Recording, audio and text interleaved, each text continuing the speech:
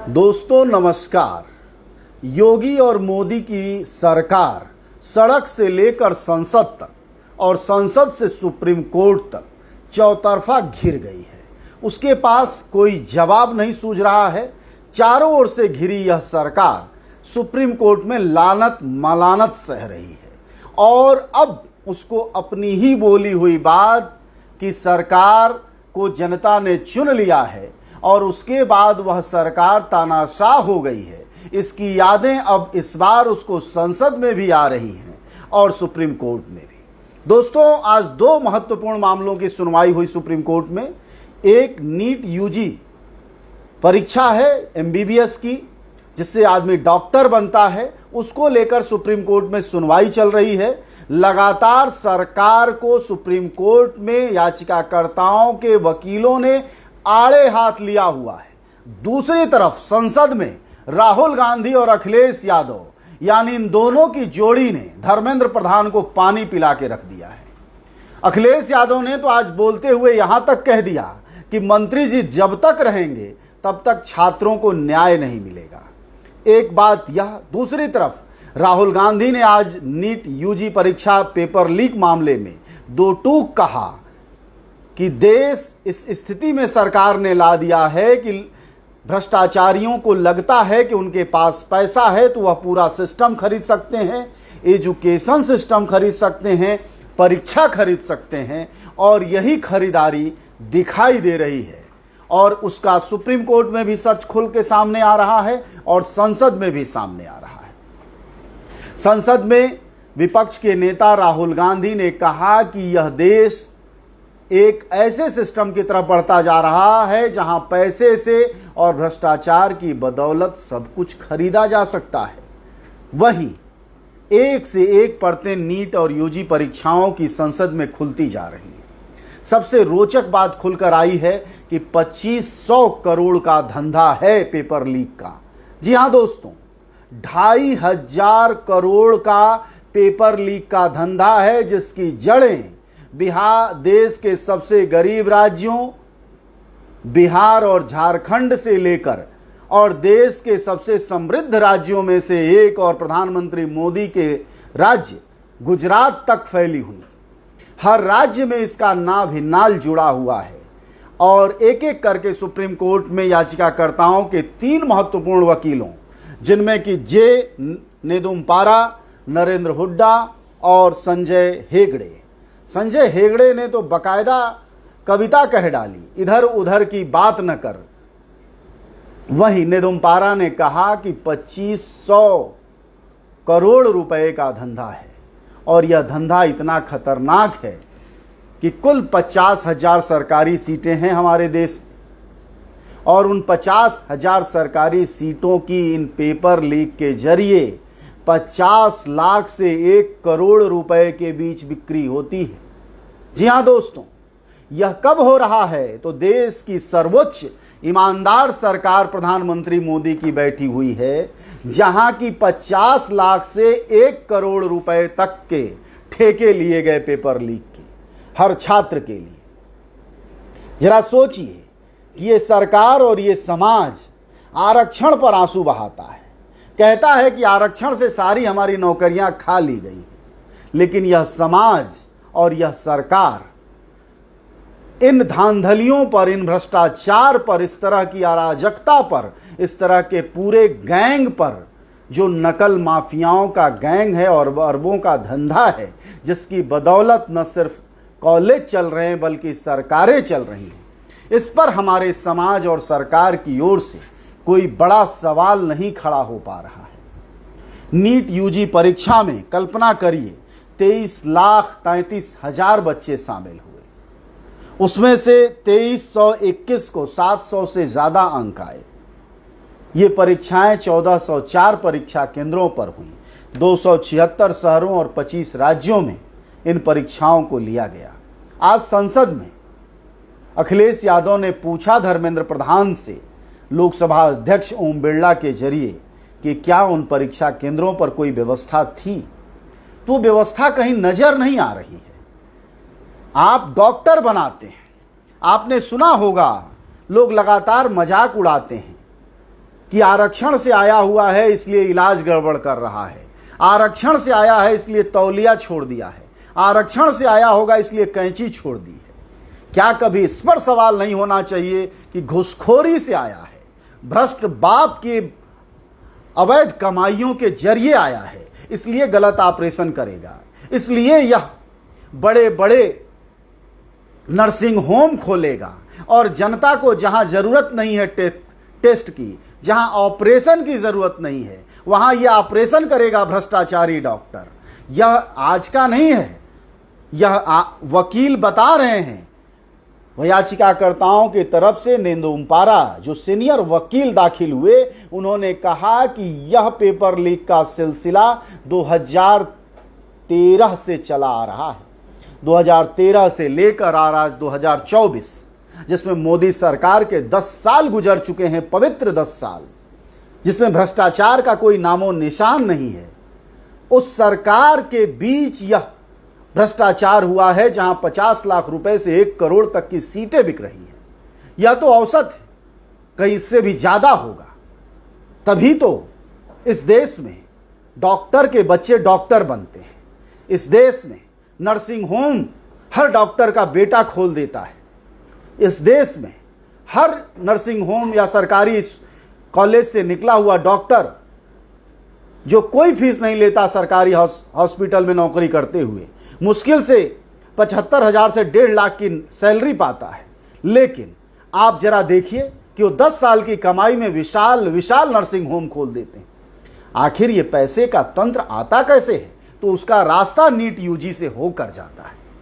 NEET UG में जिस तरह की 2500 करोड़ 2,500 करोड़ के भ्रष्टाचार का धंधा है पूरा, जो पेपर लीक हुआ है, मैं यही सवाल आपसे बार बार उठाऊंगा, अपने समाज से उठाऊंगा। आज मौका भी है कि जब आप कहते हैं कि कम नंबर लाया हुआ आदमी, जरा सोचिए, कम नंबर लाया हुआ आदमी फिर भी थोड़ा पढ़ के जाता है। आरक्षण से आया आदमी जिसको आप कहते हैं कि हमारे बच्चे को 700 नंबर लाना पड़ता है, उसको जो है वो उससे बहुत कम में हो जाता है, फिर भी वह पढ़कर ही आता है, सिर्फ नंबर मार्किंग का फर्क है।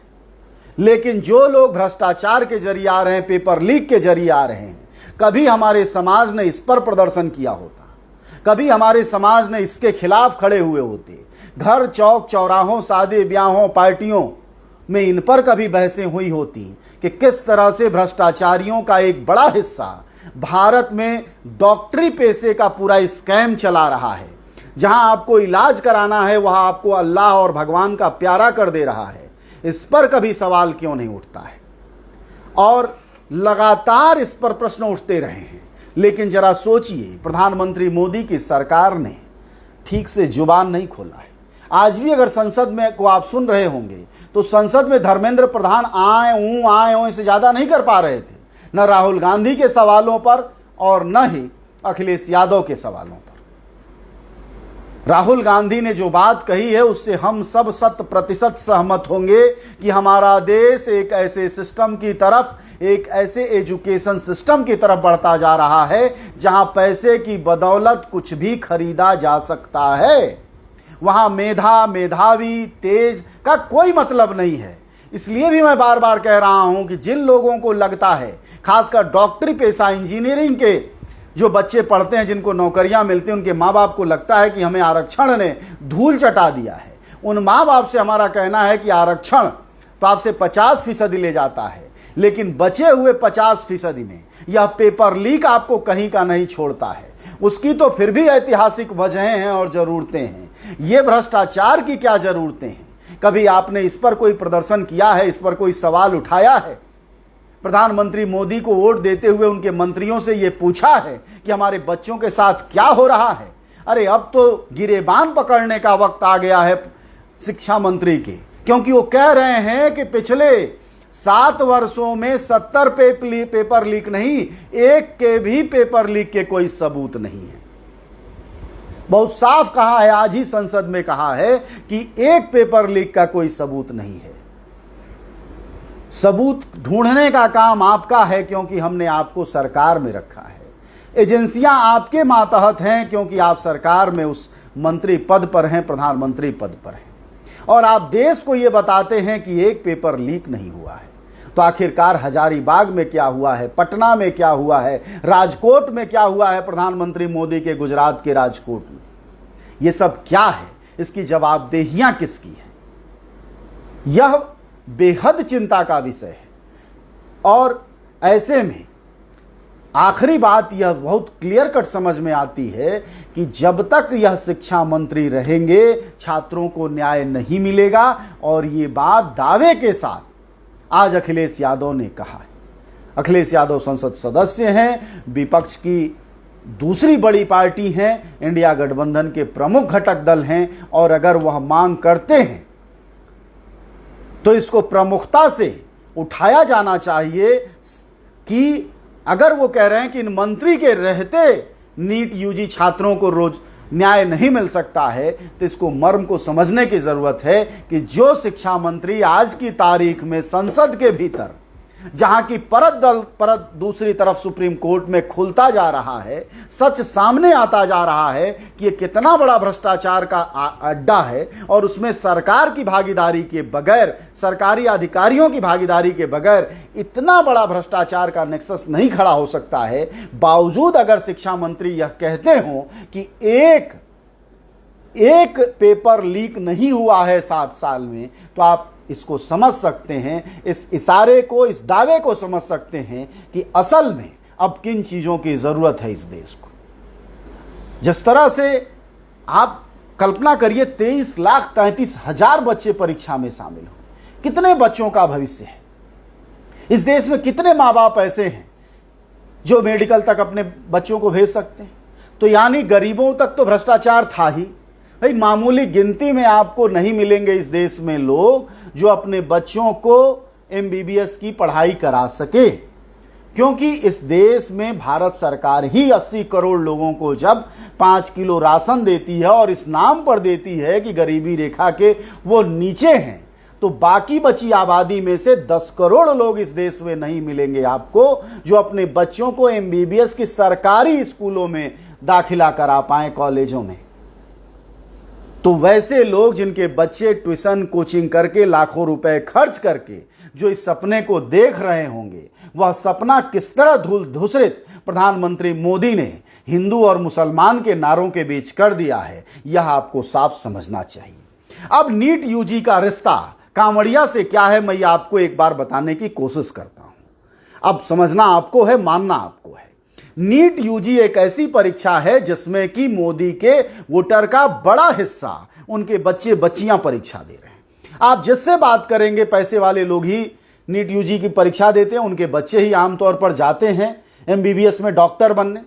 उनसे जरा बात करिए, वो वोटर हैं मोदी के, वो शहरी मध्यवर्ग के लोग हैं जिनके बच्चे पढ़ते हैं। उनके बच्चों के सपनों पर कुटाराघात मोदी की सरकार में पेपर लीक के कराया गया है। पेपर लीक के जरिए इस घोटाले को ढकने का रास्ता कहां से आएगा? यानी मध्यवर्ग के लोगों के, युवाओं के बच्चों की जिंदगी पेपर लीक के जरिए बर्बाद कराई जाएगी, और उसको ढकने के लिए, उसको तोपने के लिए, उस पर आबो हवा चढ़ाने के लिए गरीबों के बच्चों को, यानी कांवड़िए बच्चों की एक कहानी निर्मित की जाएगी, जिससे नीट यूजी की पूरी मांग, पूरा सवाल, पूरा भ्रष्टाचार, मंत्री को हटाने का प्रश्न, यह सारा हवाई हो जाएगा। नीचे दाब देगी मीडिया, और मोदी प्रायोजित मीडिया, और नीट यूजी के सवालों को किनारे कर वह हिंदू मुसलमान के सवालों को ऊपर लेकर आ गई, और कांवड़िया का पूरा विमर्श सिर्फ इसलिए खड़ा किया गया। हालांकि सुप्रीम कोर्ट में आज कांवड़िया का पूरा मामला खत्म हो गया। सुप्रीम कोर्ट ने साफ तौर पर कहा है कोई नाम दिखाना नहीं है। खैर, यह सवाल उठना ही नहीं चाहिए था, लेकिन एक सांप्रदायिक सोच की सरकार, जो सांप्रदायिकता फैलाने के लिए और अपने भ्रष्टाचार को ढकने के लिए, मैं इस कड़ी को समझाने की आप सबको कोशिश कर रहा हूं।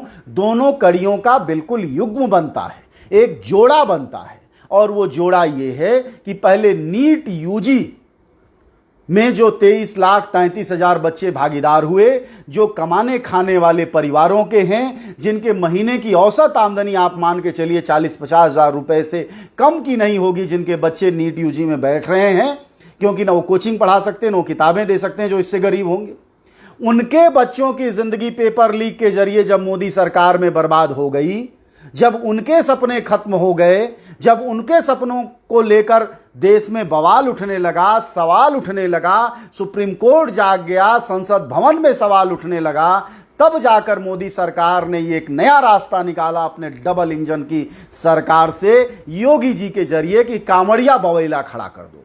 कांवड़िया बवेला में देश को घुमा दो, उन बच्चों के माँ बाप को भी लगा दो जो कि हिंदू हिंदू करते रहते हैं, वो अपने बच्चे के जो पेपर लीक का मामला है उसको भूल जाएं और वो इसमें आ जाएं कि मुसलमान थूक के देते हैं कि चाट के देते हैं कि क्या करते हैं, इस महान मूर्खतापूर्ण बहस में लग जाएं। यह जो दोनों का युग्म है, यह दोनों एक ही चीज है। पहले इस देश को बेचो, यानी 2500 करोड़ जो 2500 करोड़ का धंधा है, जहां सीटों की कीमत 50 लाख से 1 करोड़ रुपए तक है, पहले तो उनको बर्बाद करो, पहले उनके सपनों को धूल धूसरित करो और उसके बाद बवाल काटने के लिए कांवड़िया गरीब युवाओं को उत्तर प्रदेश में, हरियाणा से, राजस्थान से, मध्य प्रदेश से आने वाले युवाओं को, उत्तर प्रदेश के युवाओं को, दिल्ली के युवाओं को जो अपनी रोजी रोटी कमा रहे हैं, मेहनत मजदूरी कर रहे हैं, कम पढ़े लिखे हैं, उनके कंधों पर ये लाद दो मोटा मोटा दोनों तरफ जल, और उसके बाद जो है कहो कि ये भगवान की यात्रा पर निकले। ये कोई भगवान की यात्रा नहीं है दोस्तों। अगर यह लॉजिक आपको समझ में आता हो कि एक ही सरकार है, एक ही कर्म है, उसका एकमात्र कर्म है भ्रष्टाचारियों के साथ खड़े होना, पैसे वालों के साथ खड़े होना, पूंजीपतियों के साथ खड़े होना। नीट यूजी के 2500 करोड़ का यह जो धंधा है, यही धंधा दूसरी तरफ कांवड़ियों की तरफ भी है। ये सारा कुछ एक तरफ धार्मिक भ्रष्टाचार है, दूसरी तरफ शैक्षिक भ्रष्टाचार है। यह दोनों तरह के भ्रष्टाचार को अगर हमारा देश समय रहते नहीं समझ पाता है तो वह हमारे लिए ही नहीं, उसके लिए भी चिंता का विषय है, क्योंकि ये सरकार नीट यूजी से आपके बच्चे जो निराश हैं, जो 20-20 घंटे पढ़कर किसी तरह 605, 610, 620, 640, 50 नंबर तक लेकर आए हैं, वह इंतजार में है मेहनत करके। आपने बहुत रोजी रोटी काट कर दिया है, तब उन्होंने पढ़ाई की है, तैयारी की है, लंबी 2-2, 3-3 साल के बाद बच्चे निकाल पाते हैं। उन सबके सपनों पर जब मोदी की सरकार में कुठाराघात हो गया, पेपर लीक हो गया, पेपर बेच दिए गए, तो अब सरकार किसी भी कीमत पर एग्जाम कैंसिल कराने को तैयार नहीं है।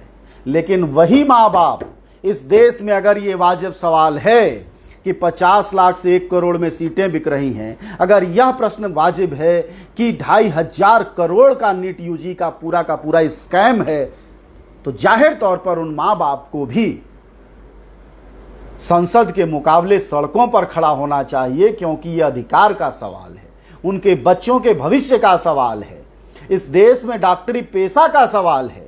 आप सोचिए कि अगर आपका काबिल बेटा, पढ़ने वाला बेटा डॉक्टर नहीं बन पाता है, और एक भ्रष्टाचारी का बेटा जो 50 लाख से 1 करोड़ में पेपर लीक करा के सीट खरीद लाता है या परीक्षा में पास कर जाता है, वह न सिर्फ आपके पेट में तौलिया छोड़ देगा, आपके पेट में कैंची छोड़ देगा, गलत ऑपरेशन करेगा, गलत दवाएं लिखेगा, फर्जी दवाएं लिखेगा, बल्कि इस पूरे देश को भी बर्बाद करेगा।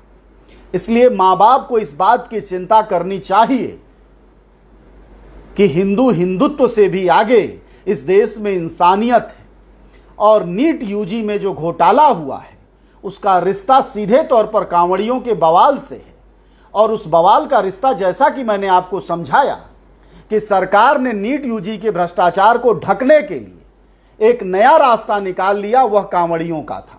यानी एक तरफ पढ़े लिखे युवाओं की जिंदगी बर्बाद करो पेपर लीक कराकर, और दूसरी तरफ धार्मिक कट्टरपंथी बनाओ गरीब युवाओं को कांवड़िया के नाम पर। इस खेल को जिस दिन भारत समझ जाएगा, उस दिन प्रधानमंत्री मोदी और योगी दोनों ही धार्मिक ध्रुवीकरण के सारे तरकीबों को भूलकर, जिन वजहों से सरकार को चुनकर संसद या विधानसभा में भेजा है जनता ने, उसको याद करने लगेंगे।